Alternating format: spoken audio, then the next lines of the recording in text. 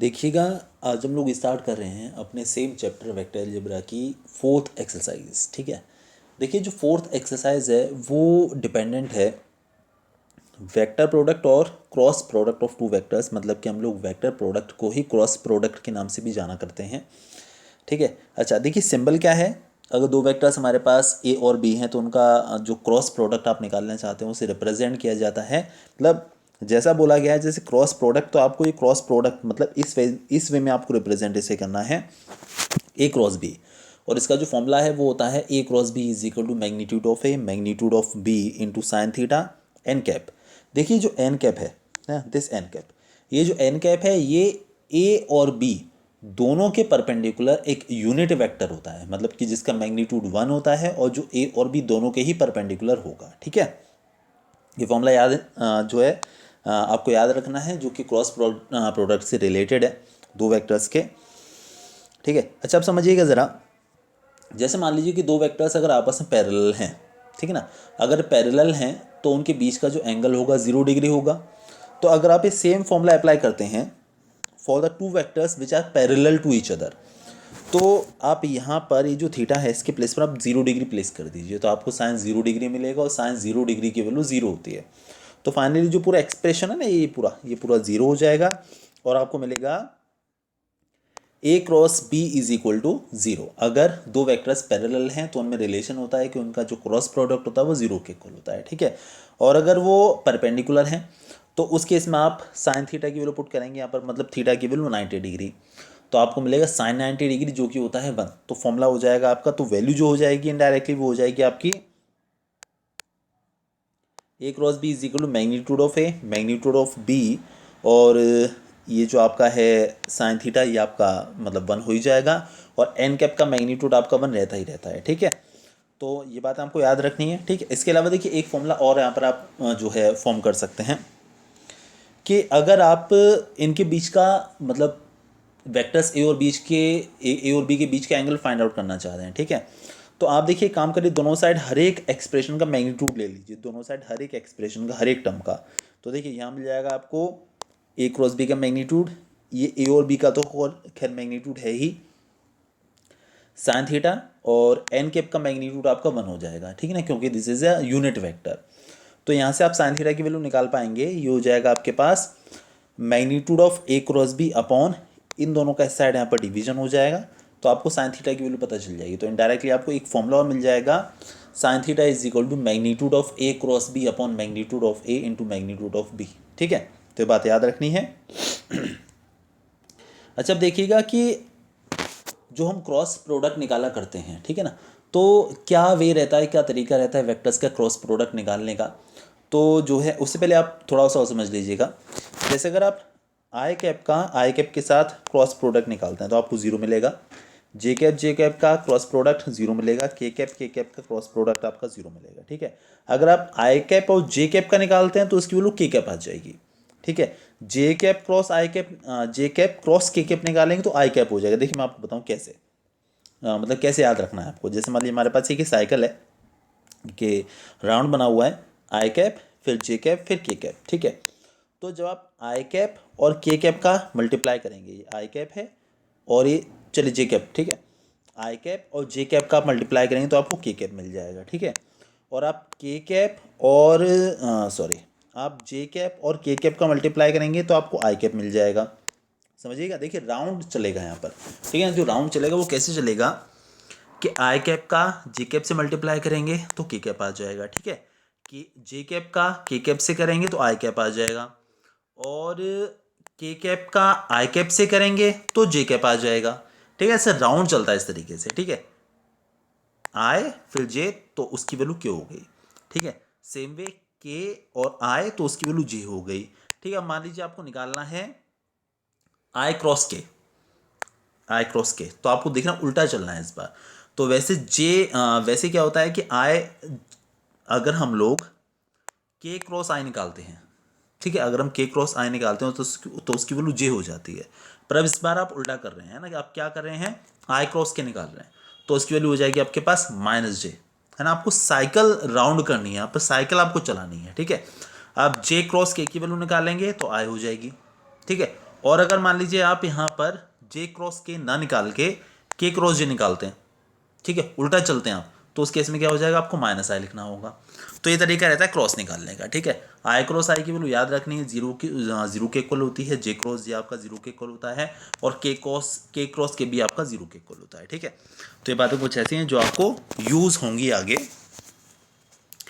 चलिए अब देखिए मैं एक्सरसाइज स्टार्ट करता हूँ, आपको समझ में आता चला जाएगा। पहला वाला क्वेश्चन देखिएगा जरा। Find A cross B magnitude when A vector हमको दे रखा है उन्होंने I cap minus 7 J cap plus 7 K cap, और वेक्टर बी दिया हुआ है 3 आई cap minus 2 J cap plus 2 K cap, और आपको ए क्रॉस बी का मैग्नीट्यूड फाइंड आउट करना है, ठीक है। तो देखिए आप दो वेक्टर्स का क्रॉस प्रोडक्ट कैसे निकालते हैं। आपको याद है कि हमने डिटर्मिनेंट्स पढ़ा हुआ है, ठीक है। तो जब आप डिटर्मिनेंट मतलब जब आप क्रॉस प्रोडक्ट निकालते हैं तो आपको डिटर्मिनेंट को यूज़ करना होता है, ठीक है। डिटर्मिनेंट के मेथड से हम लोग इन दोनों का क्रॉस प्रोडक्ट निकाल सकते हैं। देखिएगा कैसे। ये वेक्टर ए है आपका पूरा, ये वेक्टर बी हो गया, ठीक है। अब आपको निकालना है ए क्रॉस बी, तो आपको एक डिटर्मिनेंट फ्रेम कर लेनी है। पहले आपको लिखना है आई कैप जे कैप और के कैप। पहले वाले वेक्टर में आई कैप जे कैप और के कैप के जो कोफिशिएंट्स हैं, जैसे यहाँ पर आई कैप का कोफिशिएंट 1 है, जे कैप का कोफिशिएंट -7 है और के कैप का कोफिशिएंट 7 है। तो आपको जो पहली वाली रो हो जाएगी आपकी वो हो जाए, मतलब जो सारे कोफिशिएंट से आई कैप जे कैप और के कैप के वो आपको यहाँ पर मेंशन कर देने हैं 1 -7 एंड 7, ठीक है। अब सेकंड वेक्टर की बारी है। सेकंड वाला जो वेक्टर है उसमें जो आई कैप जे कैप और के कैप के जो कोफिशिएंट्स हैं वो हैं आपके पास 3 -2 एंड 2, तो 3 -2 एंड 2 इस तरीके से हमने यहाँ पर लिख देने हैं। अच्छा अब देखिएगा, अब आपको वही तरीका लगाना है जो हम डिटर्मिनेंट के एक्सपेंशन में लगाते हैं। क्या कि पहले आपको आई कैप लिखना है, फिर आई कैप के सामने वाले रो और कॉलम को हाइड कर देना है, दिस इंटू दिस, मतलब कि -14 माइनस दिस इंटू दिस, मतलब जो सेम वे होता है डिटर्मिनेंट का बिल्कुल सेम तरीका ही यहाँ पर आपको लगाना है। तो आगे आपके पास -14 + 14, ठीक है।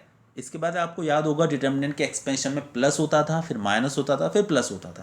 तो यहाँ पर प्लस, फिर यहाँ पर माइनस, तो माइनस जे कैप, ठीक है। ये और हाइड किया 2 × 1 2 आ गया, -3 × 7 यानी कि 21, ठीक है। उसके बाद के कैप ये और ये हाइड करना है आपको, -2 × 1 -2, -3 × -7 मतलब कि +21, ठीक है।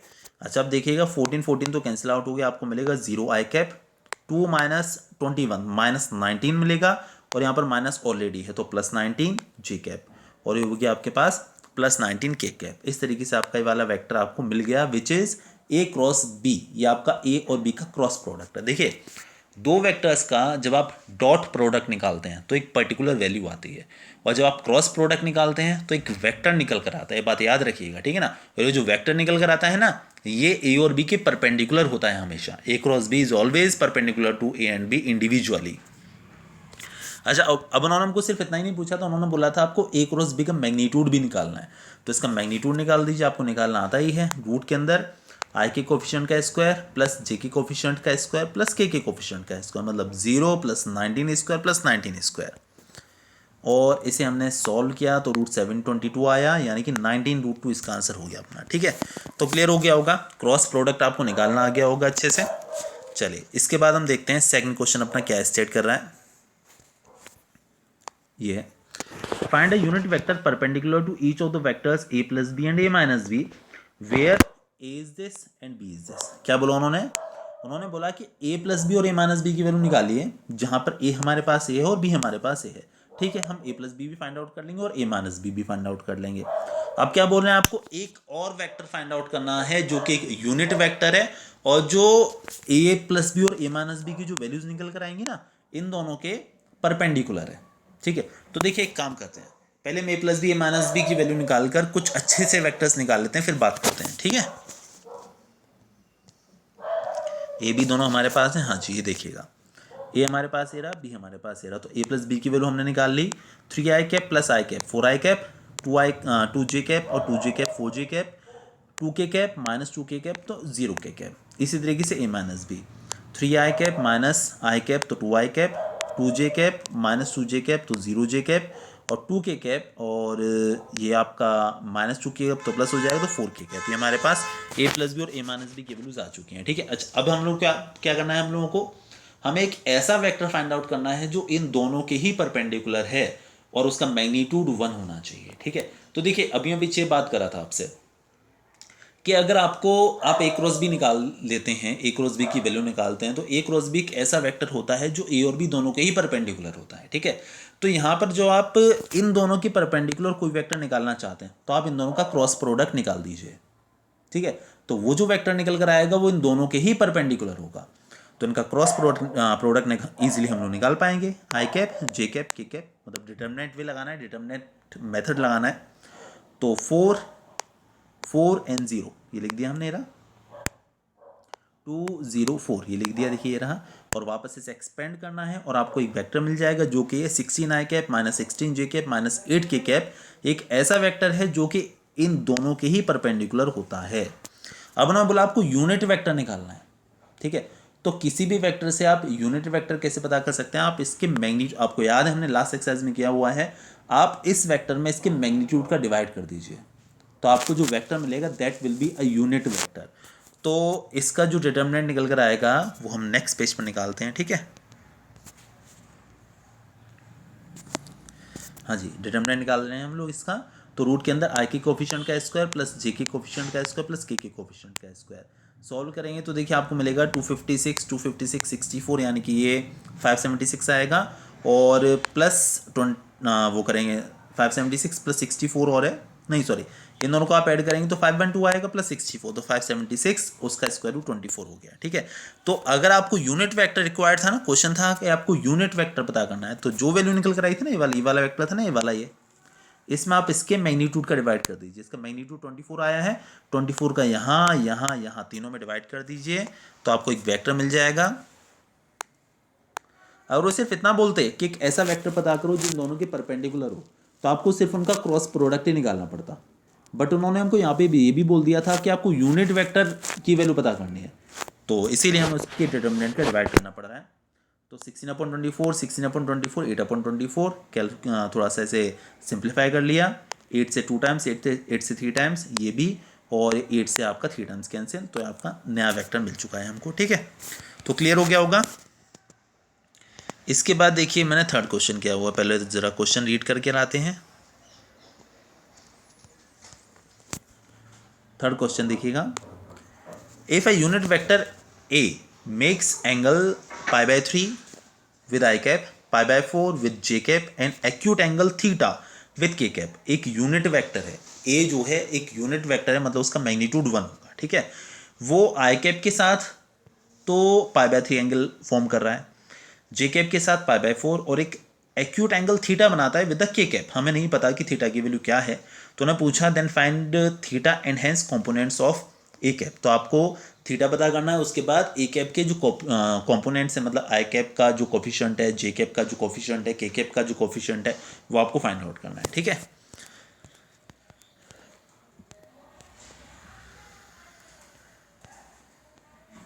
जी हाँ, देखिए लेट वेक्टर ए को मैंने कुछ ऐसा सपोज कर लिया, एक्स आई कैप प्लस वाई जे कैप प्लस जेड के कैप, ठीक है। इसका मैग्नीट्यूड उन्होंने हमको 1 दिया हुआ है, गिवन है हमको ये, ठीक है। अब समझिएगा, देखिए उन्होंने बोला कि जो वेक्टर है वो आई कैप के साथ π/3 एंगल बना रहा है। तो आपको याद है हमने पीछे पढ़ा हुआ है कि अगर आप दो वेक्टर्स के बीच के एंगल पता करना चाहते हैं तो देखिए दो फॉर्मूलाज हमने पढ़े। फर्स्ट वाली एक्सरसाइज में था अपना डॉट प्रोडक्ट वाला, लाइक ए और बी का dot product is equal to A magnitude of B into cos theta. तो वही फॉर्मूला लगा रहे हैं, ए और आई का dot product is equal to A का मैग्नीट्यूड, आई का मैग्नीट्यूड और कॉस π/3, ठीक है, क्योंकि आई कैप के साथ वो π/3 एंगल बनाता है, ठीक है। देखिए ए की जो वैल्यू अपने पास ये है एक्स आई कैप प्लस वाई जे कैप प्लस जेड के कैप, ये हमने लिख दिया, और आई कैप अपना ये रहा। देखिए ए वेक्टर जो है वो आपको यूनिट वेक्टर दिया हुआ है, तो जो उसका मैग्नीट्यूड है वो 1 होगा, और ये जो आई कैप हुआ, जे कैप हुआ, के कैप हुआ, ये तो यूनिट वेक्टर होते ही हैं, by default they are unit vectors, तो इसकी वैल्यू 1 होने वाली है। तो मतलब फाइनली ये ए का मैग्नीट्यूड 1 हो गया और आई कैप का भी मैग्नीट्यूड 1 हो गया, कॉस π/3 बचा, यानी कि कॉस 60 डिग्री और उसकी वैल्यू 1/2 होती है, ठीक है। इस आई कैप का यहाँ मल्टीप्लाई करेंगे तो एक्स आ जाएगा, आई कैप का यहाँ करेंगे तो 0, क्योंकि आपको याद होगा कि डॉट प्रोडक्ट में क्या होता है, आई कैप का डॉट वन होता है, जे कैप का डॉट वन होता है, के कैप का डॉट वन होता है। अगर आप आई कैप और जे कैप का डॉट प्रोडक्ट निकालेंगे, आई कैप और के कैप का निकालें, तो ये जो डिफरेंट काइंड के जो यूनिट वेक्टर्स आ जाते हैं, है ना, आई कैप जे कैप या फिर जे कैप के कैप, कोई भी ऐसे आ जाए तो उसकी वैल्यू जीरो हो जाती है, ठीक है। तो जब आप आई कैप का यहाँ मल्टीप्लाई करेंगे तो आपको एक्स मिल जाएगा, यहाँ जीरो आ जाएगा, यहाँ जीरो आ जाएगा, तो मतलब एक्स बचा सिर्फ यहाँ पर, और इस साइड आपको मिलेगा सिर्फ 1/2, यानी कि एक्स की वैल्यू आपकी 1/2 निकल कर आ चुकी है, ठीक है। इसी तरीके से हम लोग निकालेंगे आपका वाई। अब देखिएगा ए डॉट जे, ये इस केस में कितना एंगल बन रहा था, π/4, तो ए का मैग्नीट्यूड, जे का मैग्नीट्यूड और cos π/4, ठीक है। तो एक ए वेक्टर जो है उसकी वैल्यू है एक्स आई कैप प्लस वाई जे कैप प्लस जेड के कैप, जे कैप अपना ये रहा, ए का मैग्नीट्यूड आपका 1 होगा, जे कैप का मैग्नीट्यूड भी 1 होगा, और cos π/4 की वैल्यू आपकी 1/√2, ठीक है ना। ये 1 cos π/4 क्यों, क्योंकि सेकंड वाले केस में उन्होंने हमको बोला हुआ है कि वेक्टर ए जे कैप के साथ π/4 एंगल फॉर्म करता है, ठीक है। तो सेम वे जब इसका बंदा मल्टीप्लाई करेंगे तो ये जीरो हो जाएगा, ये 1 आ जाएगा, ये आपका जीरो हो जाएगा, तो y मिलेगा सिर्फ आपको, तो y इज इक्वल टू 1/√2। यहाँ पर इस केस में आपकी y की वैल्यू 1/√2 आ चुकी है, ठीक है।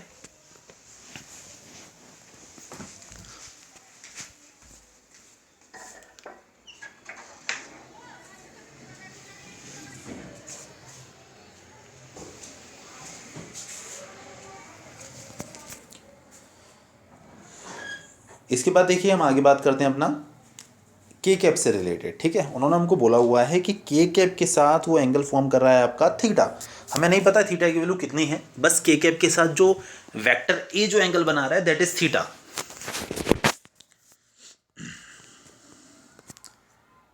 तो A cap vector A dot K cap is equal to magnitude of A into magnitude of K cap into cos theta, ये आपका रिलेशन बन जाएगा, ठीक है। ए की वैल्यू देखिए हमने प्लेस कर दी, एक्स आई कैप प्लस वाई जे कैप प्लस जेड के कैप, और जो के कैप है वो आपका एज इट इज़ है, ए का मैग्नीट्यूड आपको पता है 1 है, ठीक है। और के कैप का मैग्नीट्यूड भी आपका 1 ही होगा, और ये आपका cos theta as it is है, ठीक है। अच्छा अब देखिएगा ज़रा, जब आप के कैप का अंदर मल्टीप्लाई करेंगे तो ये जीरो हो जाएगा, ये वाला टर्म, इसका करेंगे तो ये भी जीरो, आपको सिर्फ ये मिलेगा मतलब z, और आपको मिलेगा यहाँ पर cos थीटा। तो z इज इक्वल टू आपको cos थीटा मिल चुका है, ठीक है। आप याद रखिएगा कि z is equal to cos theta, ठीक है। चलिए अच्छा, जो हमने वेक्टर ए जो सपोज किया था वो था आपका एक्स आई कैप प्लस वाई जे कैप प्लस जेड के कैप। तो एक्स की वैल्यू अभी हमने पीछे निकाली 1/2 आई है, वाई की वैल्यू 1/√2 आई है, और जेड की वैल्यू आपकी cos थीटा है। तो हमारा जो वेक्टर ए है वो क्या होगा, 1/2 आई कैप, भाई एक्स आई कैप था ना, तो 1/2 आई कैप प्लस वाई जे कैप यानी कि 1/√2 जे कैप एंड जेड के कैप यानी कि cos थीटा के कैप। ये आपके पास वेक्टर ए निकल कर आ चुका है, ठीक है। अच्छा उन्होंने हमको एक रिलेशन और बोला था, वो रिलेशन ये था कि A vector is a unit vector. तो अगर ए वेक्टर यूनिट वेक्टर है तो उसका जो मैग्नीट्यूड है उसकी वैल्यू आप देख सकते हैं 1 हो जानी चाहिए, ठीक है। तो उसका मैग्नीट्यूड निकालिए, आई के कोफिशिएंट का स्क्वायर प्लस जे के कोफिशिएंट का स्क्वायर प्लस के कोफिशिएंट का स्क्वायर, ठीक है, is equal to 1। Squaring both the sides कर लेते हैं, तो यहाँ से आपको आपका रूट हट जाएगा, ये मिलेगा 1/4, ये 1/2, ये cos square theta is equal to 1। 1/4 plus 1/2 किया 3/4, 3/4 इस साइड जाके माइनस हो जाएगा, तो आपको मिलेगा 1 माइनस 3/4, ठीक है। तो 1 माइनस 3/4 एलसीएम लेंगे तो आपको मिलेगा 1/4, और 1/4 का रूट, actually we need cos theta ना, तो cos theta will be equal to 1/4 का रूट, और आपको हो जाएगा 1/2। तो cos थीटा की वैल्यू देखिए आपके पास 1/2 आ चुकी है, और आपको बहुत अच्छे से पता है कि आपका जो z था, ठीक है ना, वो आपका cos थीटा के ही इक्वल था, और जब cos थीटा की वैल्यू आपको 1/2 मिल गई तो आप ये कह सकते हैं that z is also equal to 1/2। तो आपका जो वेक्टर ए है वो क्या हो जाएगा, आपका वेक्टर ए हो जाएगा एक्स आई कैप, एक्स की वैल्यू आपकी आई थी 1/2 आई कैप प्लस वाई जे कैप,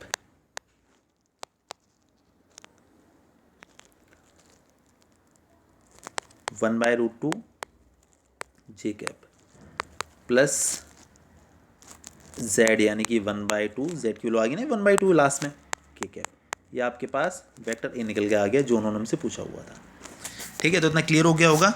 चलिए इसके बाद हम पढ़ते हैं, हमने कर लिया अपना थर्ड क्वेश्चन, ठीक है। चलिए फोर्थ क्वेश्चन के बारे में ज़रा बात करते हैं पहले। Show that vector A minus B cross vector A plus B is equal to vector two A cross A vector A cross vector B, आपको ये प्रूफ करके लेकर आना है, ठीक है, ये आपको शो करना है। चलिए देखते हैं क्वेश्चन ये वाला, फोर्थ वाला। चलिए देखिए, जब क्रॉस निकालते हैं तो ए का पहले ए के साथ क्रॉस हो गया, ठीक है, फिर ए का बी के साथ क्रॉस हो जाएगा, उसके बाद बी का ए के साथ माइनस बी क्रॉस है, और इसका ऐसे करेंगे तो हो जाएगा हमारे पास है माइनस बी क्रॉस बी। अभी देखिए, हम पीछे बात कर रहे थे, सेम काइंड के जो वेक्टर्स होते हैं उनका जो क्रॉस प्रोडक्ट होता है वो जीरो हो जाता है, तो आपका जीरो हो जाएगा और ये भी आपका जीरो हो जाएगा, ठीक है। ये आपके पास ए क्रॉस बी है ही। देखिए अगर हम यहाँ पर डायरेक्शन उल्टी करते हैं, मतलब ए पहले और बी बाद में, पीछे हमने डिस्कस किया था कि जैसे आई क्रॉस जे की वैल्यू के होती है, तो अगर आप जे क्रॉस आई निकाल देते हैं तो उसकी वैल्यू माइनस के हो जाती है। अगर आप ऑर्डर बदल देते हैं, मैं याद दिलाऊँ आपको, आई कैप क्रॉस जे कैप की वैल्यू आपकी के कैप होती है, और आप इनका ऑर्डर बदल दें, यानी कि जे कैप क्रॉस आई कैप, तो इसकी वैल्यू आपकी माइनस के कैप हो जाएगी, ऐसा है, ठीक है। तो सेम वे आप ही कह सकते हैं, अगर आप इन दोनों की पोजीशन को बदल देते हैं, ए वेक्टर पहले लिख दें, बी वेक्टर बाद में लिख दें, तो ये भी आपका माइनस आ जाएगा, माइनस ऑलरेडी है तो प्लस हो जाएगा वो, तो ए क्रॉस बी प्लस ए क्रॉस बी हो गया आपके पास 2 ए क्रॉस बी, और ये आपको शो करना था, ठीक है ना। LHS हमने यूज़ किया और LHS से RHS इसे हमने शो कर दिया, जो हमारे पास ये निकल कर आ गया, ठीक है। तो क्लियर हो गया होगा, समझ में आ गया होगा अच्छे से। चलिए फिफ्थ देखते हैं, फिफ्थ कैसे सेट करा है क्वेश्चन अपना।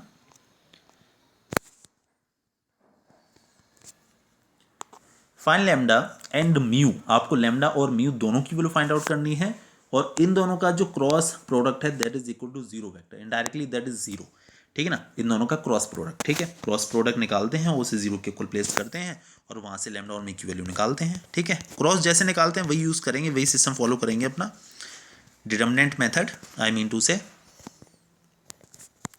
हाँ जी, तो हमारा पहला वाला वेक्टर है, ये अपना दूसरा वाला वेक्टर है, ठीक है।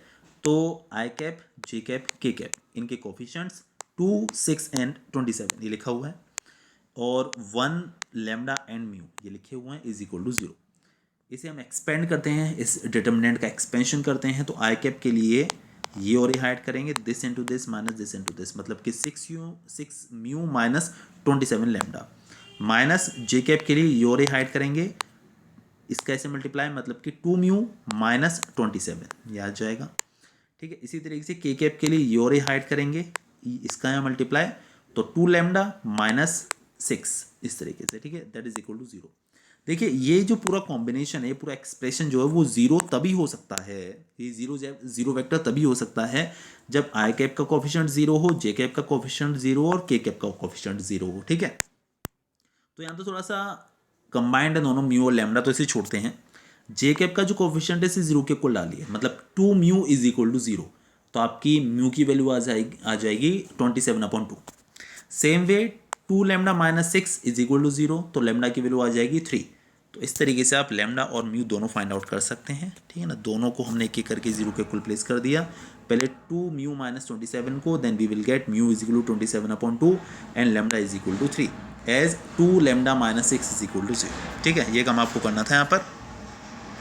इसके बाद देखिएगा सिक्स्थ क्वेश्चन क्या स्टेट कर रहा है, ध्यान से समझिएगा, क्वेश्चन अच्छे होते हैं, ठीक है। Given that A dot B is equal to zero and A cross B is equal to zero, A cross B और ए डॉट बी दोनों आपको जीरो दिए हुए हैं, ठीक है। चलिए बहुत अच्छी बात है। What can you conclude about the vectors A and B, तो आप वेक्टर्स ए और बी के बारे में क्या कह सकते हैं, ठीक है ना। ए डॉट बी मतलब ए और बी का डॉट प्रोडक्ट भी जीरो है और क्रॉस प्रोडक्ट भी जीरो है, तो आप ए और बी के बारे में इंडिविजुअली और बी के बारे में क्या कह सकते हैं, ये हमसे पूछा गया है, ठीक है। चलिए 6 वाला क्वेश्चन मैं समझाता हूँ अच्छे से। देखिए ए डॉट बी का जो फॉर्मूला होता है वो होता है magnitude of A magnitude of B cos theta, ये आपको जीरो के इक्वल दिया हुआ है, और ए क्रॉस बी होता है आपके पास magnitude of A magnitude of B sine theta N cap is equal to zero, ठीक है। अच्छा अब समझिएगा ज़रा, देखिए थीटा जीरो नहीं होगा, मैं बताता हूँ क्यों नहीं होगा। अगर थीटा जीरो हुआ तो साइन जीरो की वैल्यू तो जीरो हो जाएगी, तो फाइनली ये जो एक्सप्रेशन है वो जीरो आ जाएगा, ठीक है। लेकिन अगर थीटा जीरो हुआ तो कॉस जीरो की वैल्यू 1 होती है, तो इन दैट केस ये वैल्यू आप कह सकते हैं जीरो नहीं आ पाएगी, ठीक है ना भाई। Magnitude of A into magnitude of B into 1, how can this be equal to zero, तो जीरो नहीं आ पाएगा, ठीक है। तो मतलब थीटा जीरो तो बिल्कुल भी नहीं हो सकता। थीटा 90 भी नहीं हो सकता, क्योंकि अगर थीटा 90 हुआ तो कॉस 90 तो जीरो हो जाएगा, तो ये पूरा एक्सप्रेशन जीरो हो जाएगा उस केस में। लेकिन साइन 91 होता है तो ये वाला एक्सप्रेशन जीरो नहीं हो पाएगा। मतलब कहने का ये है कि theta can neither be zero nor 90 degree. ठीक है, हम ए और बी के बारे में बात कर रहे हैं ज़रा। तो मतलब क्लियर है कि अगर ये पूरा एक्सप्रेशन जीरो आ रहा है और ये पूरा मतलब थीटा तो आप छोड़ दीजिए, थीटा के बारे में आप कुछ नहीं कह सकते, ये पूरा एक्सप्रेशन जीरो के इक्वल आ रहा है, ये पूरा भी एक्सप्रेशन जीरो के इक्वल आ रहा है, तो आप ये श्योरली डेफिनेटली कह सकते हैं या तो ए का डिटर्मिनेंट जीरो होना चाहिए या फिर बी का डिटर्मिनेंट जीरो होना चाहिए, तभी ये पूरा एक्सप्रेशन जीरो आएगा और तभी एक पूरा एक्सप्रेशन जीरो आएगा। तो यहाँ पर लिखा है implies that vector A magnitude और वेक्टर बी मैग्नीट्यूड, उन दोनों में से कोई ना कोई जीरो या फिर दोनों जीरो होने चाहिए। ठीक है, ए और बी का मतलब ये है तो कोई एक हो जाए या दोनों हो जाए। इनडायरेक्टली अगर वेक्टर ए का मैग्नीट्यूड जीरो है या वेक्टर बी का मैग्नीट्यूड जीरो है तो ये तभी पॉसिबल है जब वो खुद जीरो वेक्टर हो। किसी भी वेक्टर का मैग्नीट्यूड जीरो तभी आएगा जब वो खुद जीरो वेक्टर होंगे। तो इनडायरेक्टली या तो वेक्टर ए या फिर वेक्टर बी जीरो होना चाहिए। ठीक है, तो क्लियर हो गया होगा। ये क्वेश्चन था आपके पास 6th वाला। इसके बाद देखिएगा 7th।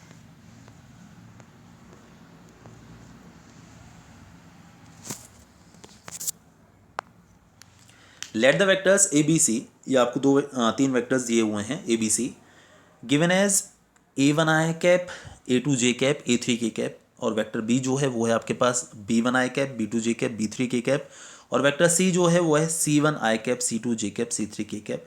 तो आपको ये शो करके लेकर आना है ये पूरा A cross B plus C is equal to A cross B plus A cross C, ये आपको शो करना है। ठीक है, तो ठीक है कर लेंगे। देखिए पहले हम LHS लेकर चलते हैं, हम B प्लस सी कर लेते हैं और उसके साथ A का क्रॉस निकालते हैं, फिर RHS लेकर चलते हैं, ए और बी का क्रॉस निकालते हैं, ए और सी का क्रॉस निकालते हैं, फिर दोनों को ऐड कर देंगे। ठीक है, दोनों टर्म्स दोनों एक्सप्रेशंस सेम आने चाहिए।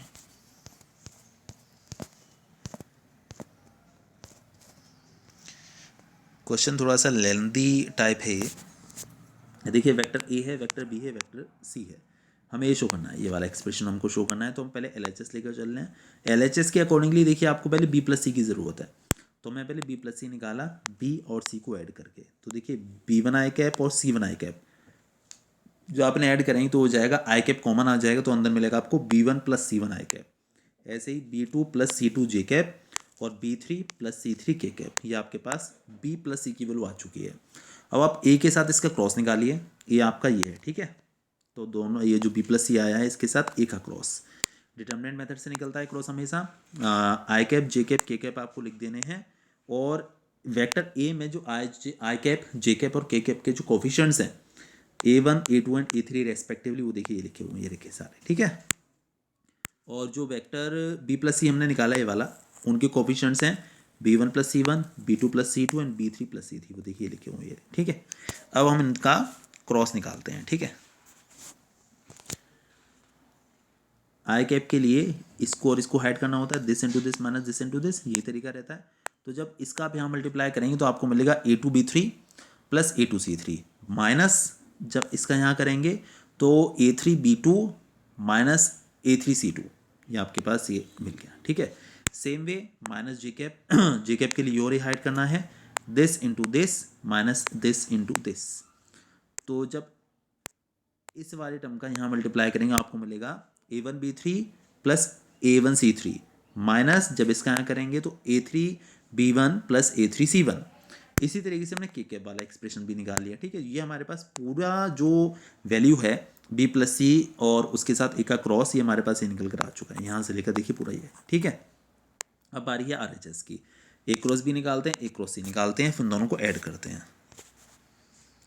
हाँ जी, ए क्रॉस बी देखिएगा, आई cap J cap K cap लिख दिए, वेक्टर ए के तीनों coefficients A1 A2 A3, vector B के B1 B2 B3। अब निकालते हैं डिटर्मिनेंट एक्सपेंड करते हैं। आई कैप के लिए योरे हाइड किया, दिस इंटू दिस, मतलब कि A2 B3 minus A3 B2, ये निकल कर आ गया। ठीक है, जे कैप के लिए योरे हाइड किया, इसका मल्टीप्लाई करेंगे तो A1 B3 माइनस इसका इधर तो A3 B1। ठीक है, के कैप के लिए योरे हाइड किया, इसका यहाँ करेंगे तो A1 B2 minus A2 B1। ठीक है, इस तरीके से आ गया। इसी तरीके से हमने ए क्रॉस सी भी निकाल दिया, I cap J cap K cap A1 A2 A3 and C के जो कोफिशिएंट्स हैं C1 C2 C3। अब इसे एक्सपेंड कर लिया, देखिए ये निकल कर आ गया। अब आपको ऐड करना है इन दोनों को। देखिए जब आप इनको ऐड करेंगे तो आई कैप वाले और आई कैप वाले ऐड हो जाएंगे, आई कैप कॉमन आ जाएगा और दोनों ऐड हो जाएंगे। A2B3 और -A3B2 plus A2C3 minus A3C2। ठीक है, ये आपके पास निकल कर आएगा जब आप दोनों को ऐड करेंगे तब।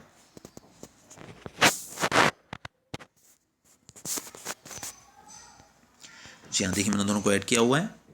ये ऐसे ही जे को कॉमन लेने के बाद, जे कैप को कॉमन लेने के बाद कुछ आ जाएगा, के कैप को कॉमन लेने के बाद। जस्ट एडिशन चल रहा है वेक्टर्स का, सिर्फ और सिर्फ एडिशन। ठीक है, तो जो है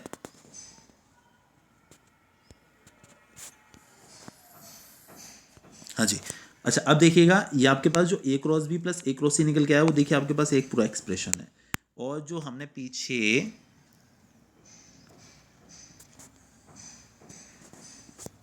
A cross B plus C जो निकाला था वो देखिए हमारे पास ये पूरा एक्सप्रेशन था। तो आप देख सकते हैं दोनों सेम आ चुके हैं। ठीक है, आई कैप के साथ देखिए ज़रा, A2B3 A2C3 B2A3 C2A3, इसी तरीके से सारे टर्म सेम हैं, जस्ट सिंप्लीफिकेशन और ऐसा कुछ खास नहीं है। ये देखिए A2B3 A2C3 minus B2A3 minus C2A3, तो सब सेम ही है। ठीक है, तो इस तरीके से आप कह सकते हैं हमारा LHS RHS दोनों साइड सेम हो गए। ठीक है, चलिए इसके बाद हम बात करेंगे 8th क्वेश्चन के बारे में।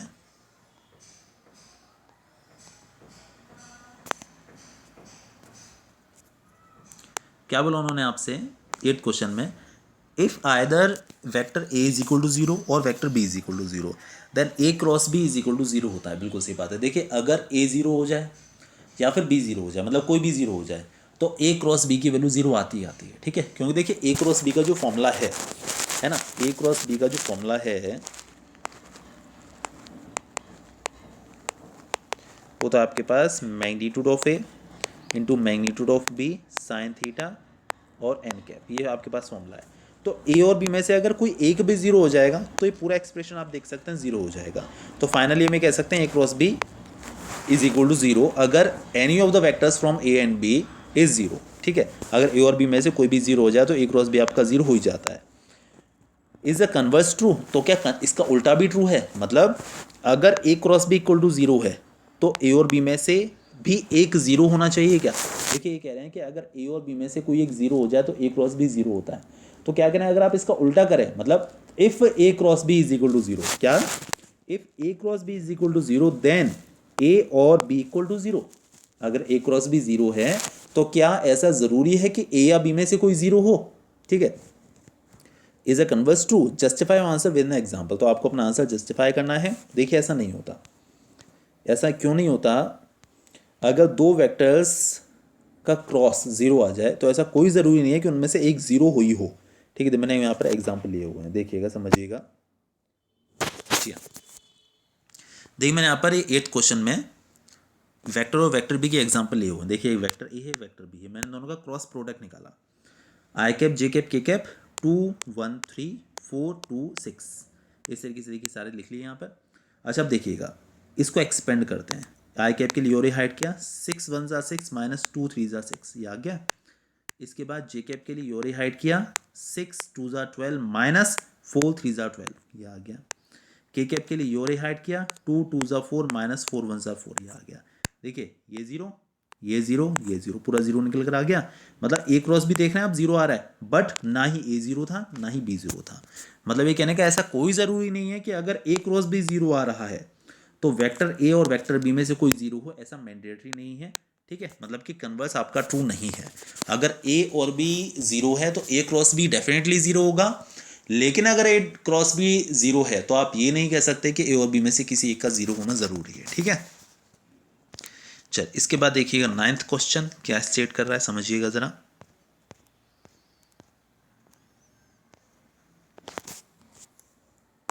Find the area of triangle with vertices 1 1 2 2 3 5 1 5 5। एक ट्राइंगल है, उसके तीनों वर्टिसेस आपको दिए हुए हैं और आपको इस ट्राइंगल का एरिया फाइंड आउट करना है। ठीक है, तीनों वर्टिसेस दिए हुए हैं, ये हो जाए। देखिए वेक्टर फॉर्म में अगर आप इसको लिखेंगे तो हो जाएगा आपके पास I cap plus 2 J cap, sorry I cap plus J cap plus 2 K cap, ये हो जाएगा आपके पास 2 I cap plus 3 J cap plus 5 K cap, ये हो जाएगा आई कैप प्लस 5 के जे कैप प्लस 5 के कैप। ये आपके पास 3 वेक्टर्स हैं और आपको इस ट्राइंगल का एरिया फाइंड आउट करना है। ठीक है, समझिएगा ज़रा। कैसे करेंगे हम इसे,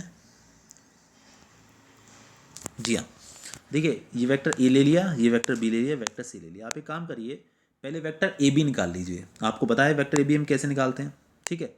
मतलब ये कहने का ए पॉइंट के कोऑर्डिनेट्स हैं, बी के कोऑर्डिनेट्स हैं, आपके पास सी के कोऑर्डिनेट्स हैं। आप इसे जब वेक्टर फॉर्म में लिखते हैं वो हमने डिस्कस कर लिया। अगर हम वेक्टर ए बी निकालते हैं तो कैसे निकालते हैं, बी के पोजीशन वेक्टर में से ए के पोजीशन वेक्टर को माइनस कर लेते हैं, ठीक है। तो मिलेगा आपके पास 2 - 1, मतलब कि 1 आई कैप, 3 - 1 तो 2 जे कैप, और 5 - 2 तो 3 के कैप। ये ए बी वेक्टर आ गया। अब आप ए सी वेक्टर निकाल दीजिए। 1 - 1 तो 0 आई कैप, 5 - 1 तो मतलब 4 जे कैप, और 5 - 2 तो 3 के कैप। ये हमारे पास ए सी आ गया, ए वेक्टर ए बी वेक्टर आ गया और ए सी वेक्टर आ गया, ठीक है। तो देखिए अब क्या है, आपको क्या करना है कि आपको इनके थ्रू जो ट्रायंगल बन रहा है उसका एरिया निकालना है। तो क्या सिंपलेस्ट वे है, ए बी वेक्टर निकालिए, ए सी वेक्टर निकालिए। अब आप इनका सीधे क्रॉस प्रोडक्ट निकाल दीजिए, ठीक है, क्रॉस प्रोडक्ट। तो क्रॉस प्रोडक्ट निकालेंगे तो आई cap, J cap, K cap, same है वही हमारा तरीका। 1 2 3 ये लिख दिए गए हैं, 0 4 3 ये लिख दिए गए हैं, ठीक है। एक्सपेंड किया, ये हमारे पास निकल कर आ गया, ठीक है। अब देखिएगा एरिया ऑफ ट्राइंगल कभी आपको निकालना है तो देखिए जो क्रॉस करके जो आया है ये वाला, ठीक है, ये आप इसका मैग्नीट्यूड निकाल दीजिए। मैग्नीट्यूड आपको निकालना आता है, रूट के अंदर आई के कोफिशिएंट का स्क्वायर प्लस जे के कोफिशिएंट का स्क्वायर प्लस के कोफिशिएंट का स्क्वायर, उसमें साथ में 2 का डिवाइड कर दीजिए, ठीक है। तो बस ये काम आपको करना है, इसका मैग्नीट्यूड और उसके बाद 2 का डिवाइड कर दीजिए। तो देखिए मैग्नीट्यूड हमने ये निकाला और 2 का डिवाइड कर दिया, तो ये आपका आंसर आ गया √61/2। इतने स्क्वायर यूनिट से आपके पास एरिया ऑफ ट्राइंगल हो गया, ठीक है। अगर आपको एरिया ऑफ पैरेललोग्राम या फिर एरिया ऑफ रेक्टेंगल निकालना होता तो आपको 1/2 नहीं करना है, बस बाकी सब काम सेम करना है, ठीक है। और यहाँ पर ट्राइंगल है तो आपको 1/2 और करना पड़ेगा, ठीक है। चल इसके बाद इतना काम हो गया। इसके बाद देखिए 10th क्वेश्चन आ गया, देखिएगा। Find the area of parallelogram whose adjacent sides are determined by the vectors this and this. मतलब सीरीज से दोनों हमको पैरेललोग्राम की ये 2 साइड्स जो हैं इनके वेक्टर्स दिए हुए हैं। तो आपको क्या करना है, सीधे कि आप इनका क्रॉस प्रोडक्ट निकालिए जैसे हमने पीछे किया था, और सीधे मैग्नीट्यूड निकाल दीजिए। आपको यहाँ पर 1/2 नहीं करना है। जैसे ट्राइंगल का एरिया पैरेललोग्राम का हाफ हो जाता है when they are on the same base and between same parallel lines, ठीक है। यहाँ आपको क्या करना है, सिर्फ इनका मैग्नीट्यूड मतलब सॉरी क्रॉस निकालिए, उसके बाद मैग्नीट्यूड निकाल दीजिए और वही आंसर हो जाएगा। 1/2 नहीं करना है, ध्यान रखिएगा, ठीक है। चलिए 11 देखिएगा।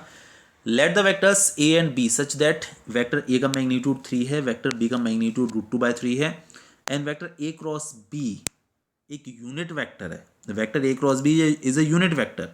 तो आपको ए और बी के बीच का एंगल निकालना है। देखिए पीछे हमने फॉर्मूला डिस्कस किया था, sine theta is equal to, ये देखिए मैंने लिखा हुआ है, sine theta is equal to A cross B का magnitude upon vector A magnitude into vector B magnitude.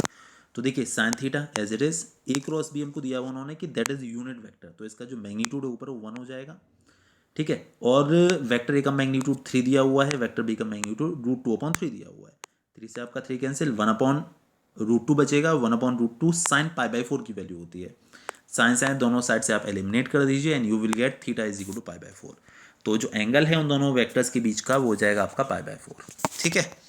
इसके बाद जो लास्ट क्वेश्चन है वो देखिएगा ज़रा।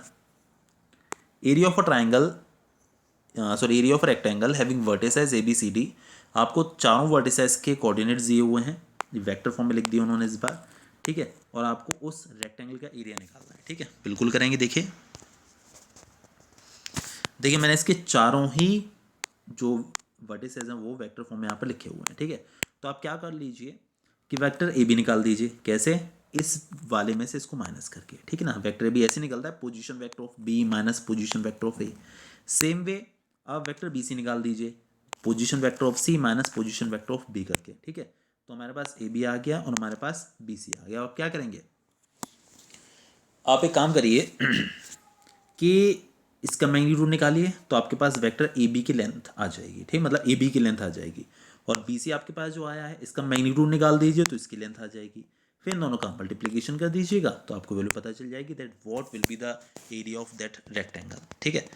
तो ईजी था क्वेश्चन वैसे देखा जाए तो, इसीलिए मैंने इसको नहीं सॉल्व किया हुआ है, समझाया हुआ है बस, ठीक है। तो आप इतनी प्रैक्टिस करिए, मेरे ख्याल समझ में तो आ गई होगी एक्सरसाइज अच्छे से आपको।